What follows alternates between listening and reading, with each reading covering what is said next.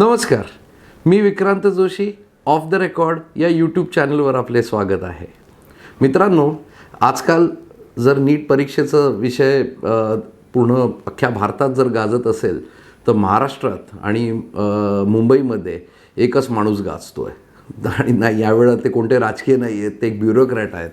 आणि मी फॉर्च्युनेट आहे, हे पुस्तक माझ्या हाती लागलं आहे. तुकाराम मुंडेंबद्दल त्यांच्यावर हे शफी पठाण हे ज्येष्ठ पत्रकार होते, त्यांनी लिहिलेलं हे नागपूरचे आहेत त्यांनी हे पुस्तक लिहिलं आहे तुकारामजींवर. आणि ते आजच माझ्या हाती पडलं आहे, तर मी आज ते वाचणार आहे.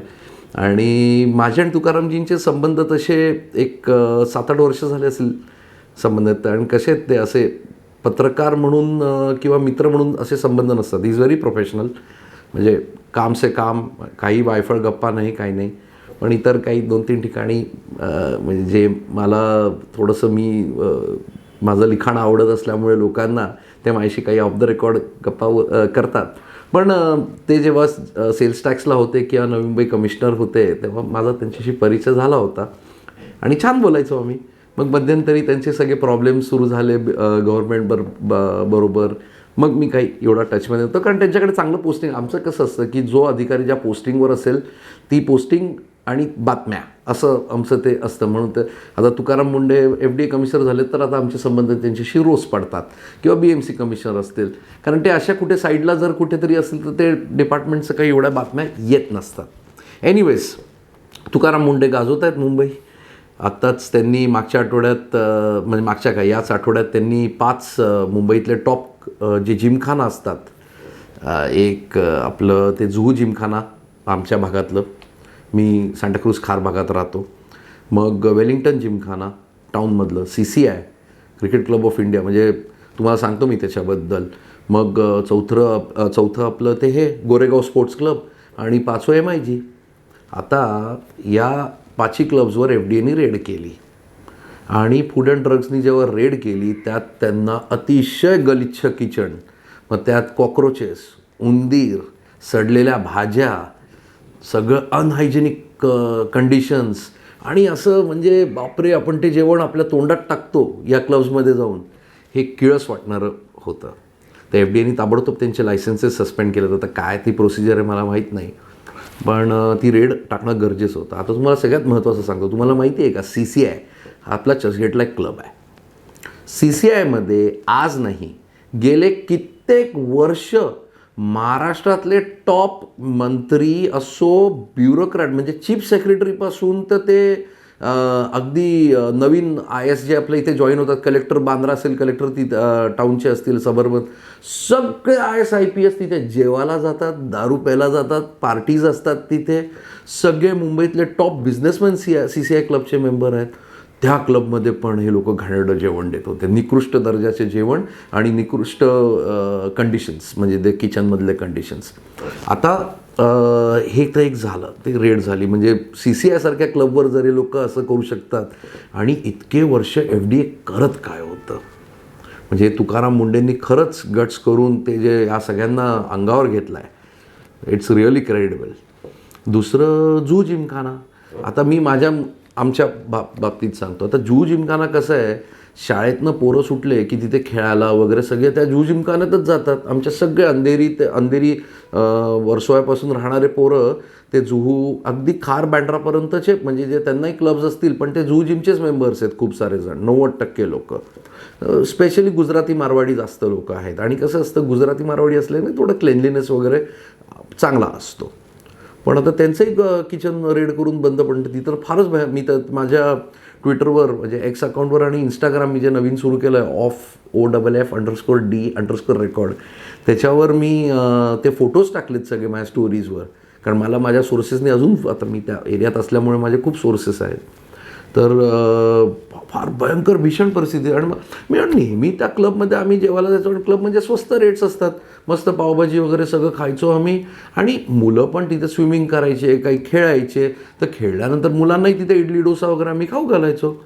आणि नेहमी मी ऑब्झर्व करायचो की साला आपण एक क्लबमध्ये जेवायला गेलो ना, क्लब म्हणजे आता मी हे क्लब उदाहरण म्हणून घेतो आहे, तर नेहमी मला दुसऱ्या दिवशी मला पॅन 40 घ्यावी लागायची.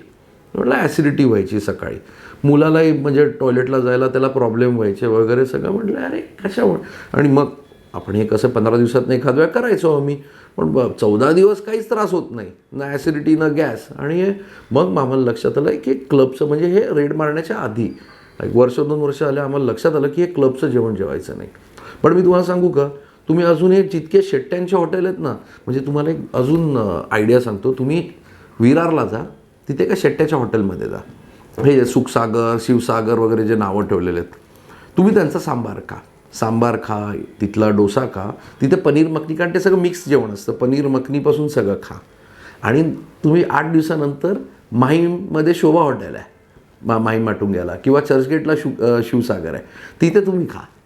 तुम्हाला सेम टेस्ट सगळ्यांचा, म्हणजे जे विरारमध्ये खात आहेत त्याचा सेम, कारण यांचे सगळ्यांचे मसाले धारावीत तयार होतात. अत्यंत गलिच्छपण आहे. आपण काय आपल्यात म्हणजे हे तर आपल्या मिडल क्लास लोकांसारखी रेस्टॉरंट्स आहेत. हे हायर क्लासमध्ये पण आपण गेलेलो आहे. 5 स्टारमध्ये वगैरे तर अजून तुकाराम मुंडेंनी लक्ष नाही घातलं आहे, आणि ते घातलंच पाहिजे त्यांनी. आणि तिथे काय निघेल बापरे, म्हणजे अंगावर शहारा येतो. मी तर माझ्या मिसेसला आणि मुलांना सांगून टाकलं, बाबा की बाहेरचं अत्यंत आपल्यासमोर जर काही तयार करत असतील, ओपन किचन्स ज्याला म्हणतो, तिथेच आपण जर ओपन किचनमध्ये आपल्यासमोर ते बनवत असतील तरच जेवायचं, नाहीतर आता जे तुम्हाला आवडतं ते घरी बनवून घेत जा. 90% आपण ते मराठी लोक तेच करतो की म्हणजे मराठी बाई इडली जेव्हा प्रयत्न करते तेव्हा खूप विचित्र होते, पण ते आता खावी लागते, कारण आजारी नसतं पडायचं. एनिवेज हे सगळं छान त्यांनी कामं केलं. पण आता मी तुम्हाला तुकाराम मुंडेंबद्दल ऑफ द रेकॉर्ड काही 2 गोष्टी सांगतो. जेव्हा हे सगळ्या रेट सुरू झाल्या ना, तर तुकाराम मुंडेंनी मुंबईतलं नाही, मी तुम्हाला परत आय एम स्ट्रेसिंग, भारतातले पहिले 5 नाईट क्लब्सपैकी एक क्लब आहे ते मुंबईत स्थित आहे. असं आता IQ माहिती आहे माझी, की तिथे मुंडेंनी रेड मारली.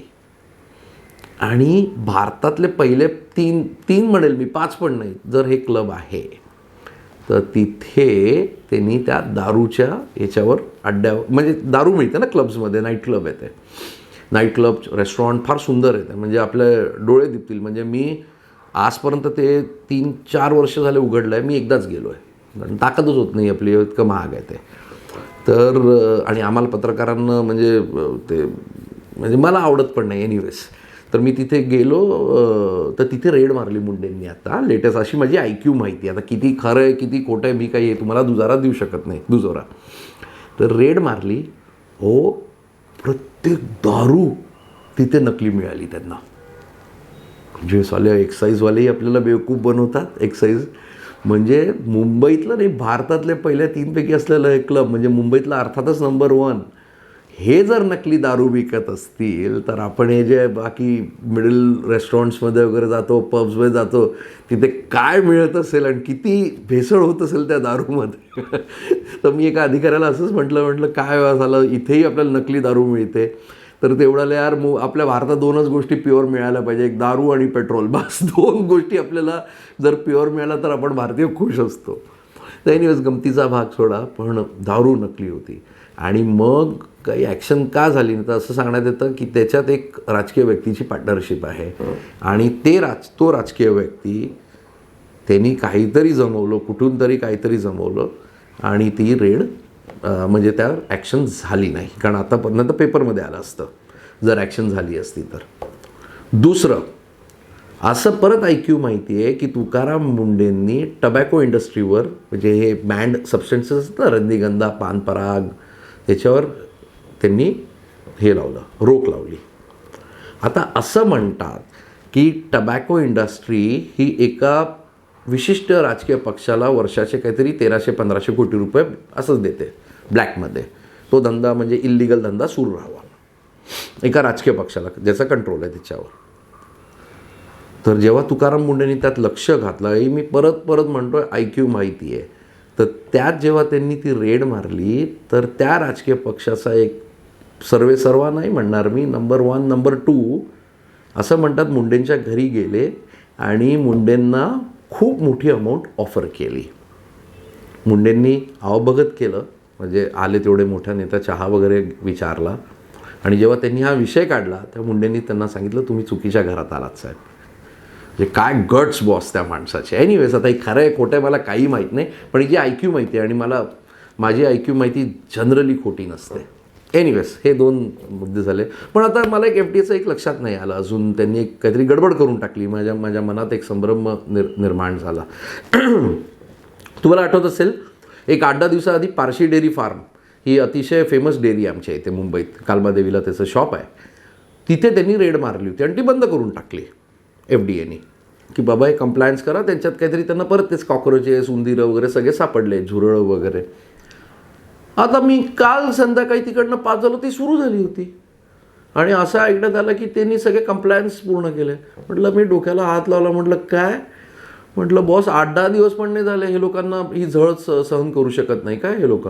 पण इथे मला तुकाराम मुंडेंना एक प्रश्न विचारायचा आहे की अहो सर, तुम्ही एवढी मेहनत करून ती रेड मारता, हे सगळे कंप्लायन्स 8-10 दिवसाचेच असतात, 15 दिवसाचे असतात. काय होईल, जरा पेंटिंग करायचं, हायजीन कंडिशन्स करायचे, छान सगळं व्यवस्थित करायचं, 15 दिवस लागतात.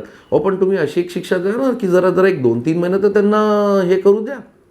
काय म्हणतात त्यांनी इतके वर्ष आपल्याला जे बेवकूफ बनवलेलं आहे, घाणेरडे पदार्थ खाऊ घातले भेसळीचे सगळे आपल्याला, पारशी डेअरी सारख्यानी.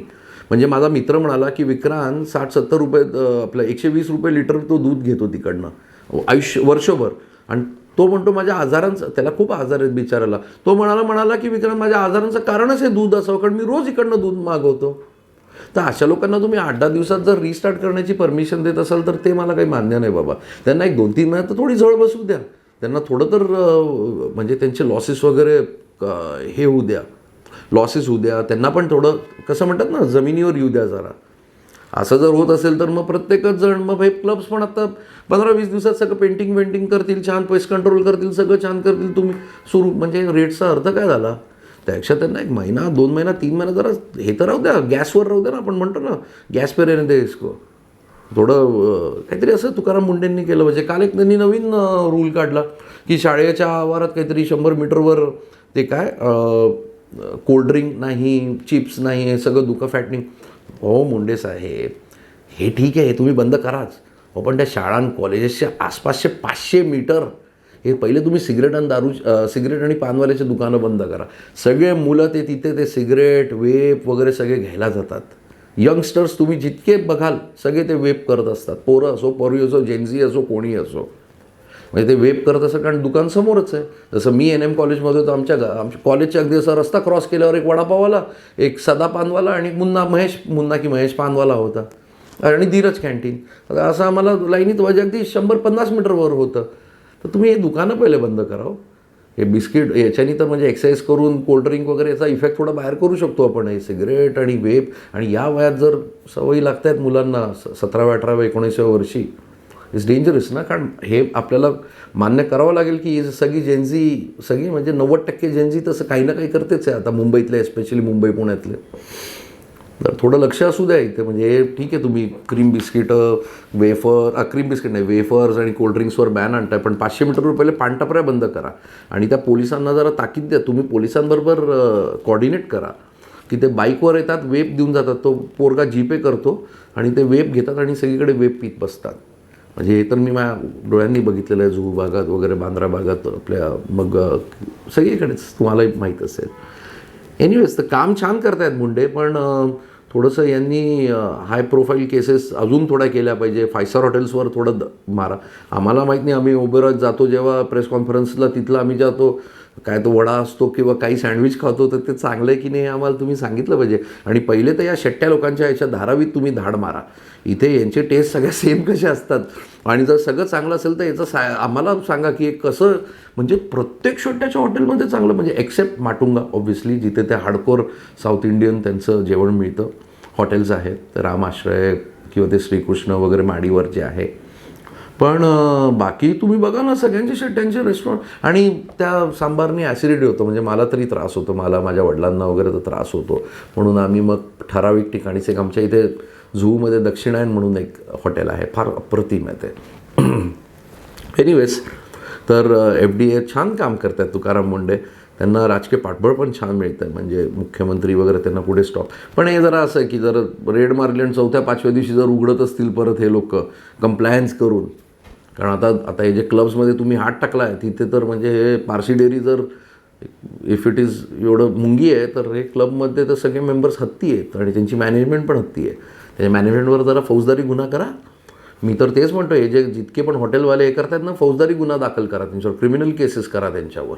ह्यार आपल्याला टेकन फॉर ग्रांटेड घेतात हे लोक. म्हणजे काय झाली ॲसिडिटी काय, आणि म्हणून मला तर वाटायला लागलं आहे कॅन्सर आणि हार्ट अटॅक्स वगैरे जे वाढत गेलं, कारण आपण सगळं म्हणजे तिथे सगळे उंदीरं फिरत असतील, पाली फिरत असतील, झुरळं फिरत असतील, तेच जेवण जर आपल्या पोटात जातं आहे तर किती भयंकर जंतू जातात. सडलेल्या भाज्या खाऊ घालतात हो आपल्याला. एनिवेज, आपण तर मी तर भक्कम यांच्या पाठीशी आहे. मी ते पुस्तक पण वाचणार आहे आणि त्याच्यावर पण मी समरायझेशन माझ्या इंग्लिशच्या ब्लॉगमध्ये लिहिणार आहे. पण माझ्या इंस्टाग्रामच्या नवीन अकाउंटला बघा तुम्ही, जर फॉलो करता आलं तर, OFF_D डी फॉर डॉंकी आणि परत _रेकॉर्ड, हे माझं नवीन इंस्टाग्राम अकाउंट आहे, पेज आहे माझं. मी आता छान ते इंस्टाग्राम शिकलो आहे मी AIच्या मदतीने, ते प्रेझेंटेशन बनवणं वगैरे. हळूहळू प्रयत्न करू आणि बघा तुम्हाला आवडतं का. ठीक आहे, धन्यवाद मित्रांनो माझा ब्लॉग बघण्यासाठी. धन्यवाद.